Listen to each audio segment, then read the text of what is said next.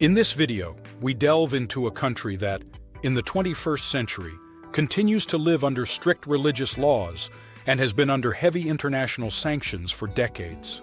Quietly, it has developed a nuclear program while also leading the world in the number of gender reassignment surgeries.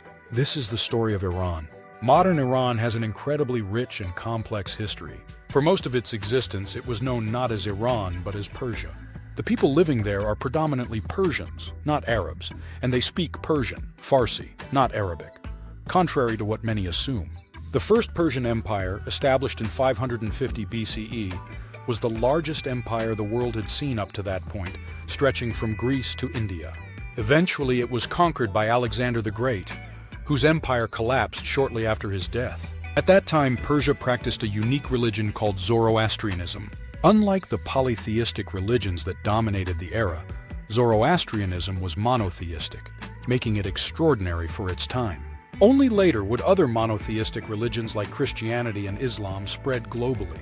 After Alexander's conquest, Persians regained control over their land, holding sway over the region until the 7th century CE, when Arab forces conquered Persia and incorporated it into the Islamic Caliphate, introducing Islam. About 1,000 years later, Shia Islam was declared the state religion of Persia, making it unique in a Sunni-dominated Muslim world.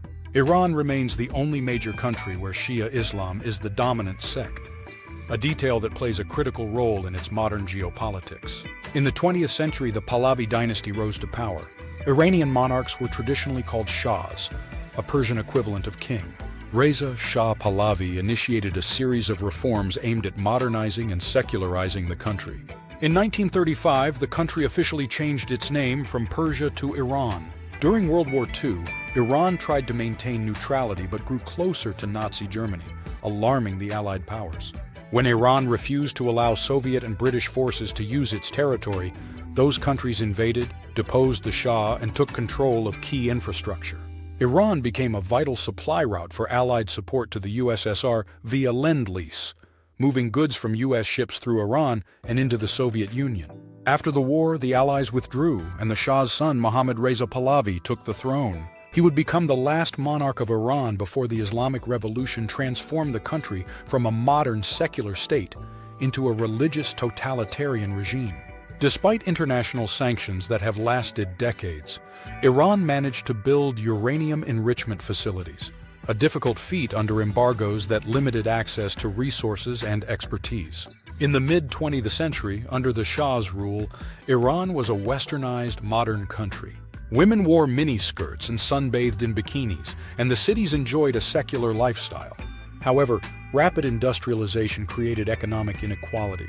Rural populations who were more religious felt left behind. Corruption and disparity fueled discontent, especially among conservative and religious groups. The Iranian clergy, led by Ayatollah Khomeini, played a crucial role in the opposition. Although exiled years before the revolution, Khomeini's influence remained strong through smuggled audio sermons. The turning point came in 1978 during the so-called Black Friday, when government forces opened fire on protesters. This led to mass strikes that paralyzed the economy. Facing growing unrest, the Shah fled the country, and Khomeini returned from exile to lead the revolution. Iran was declared an Islamic Republic. Secular laws were repealed, and religious ones were imposed.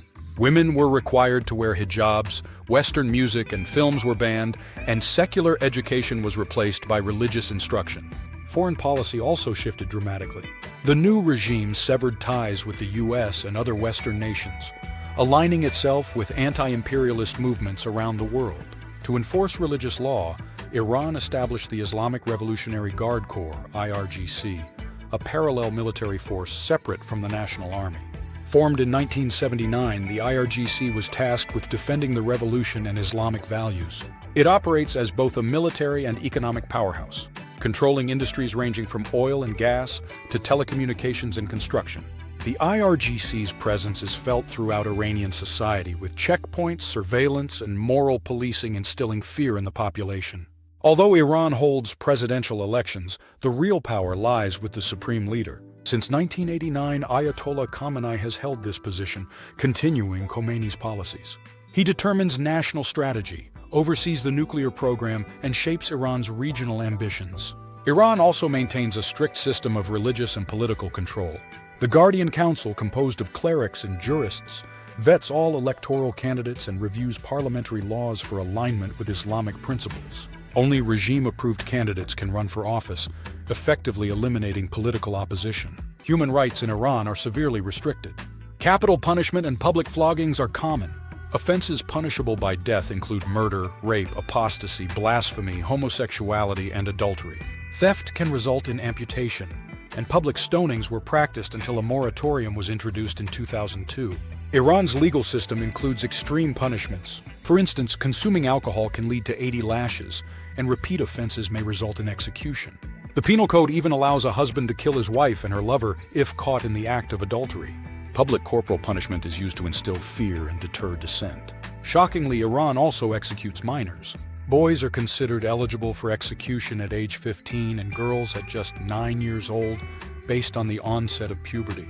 Documented cases include teenage boys sentenced to death for same-sex relations. For many years, Iran held the global record for the most sanctions imposed by other nations.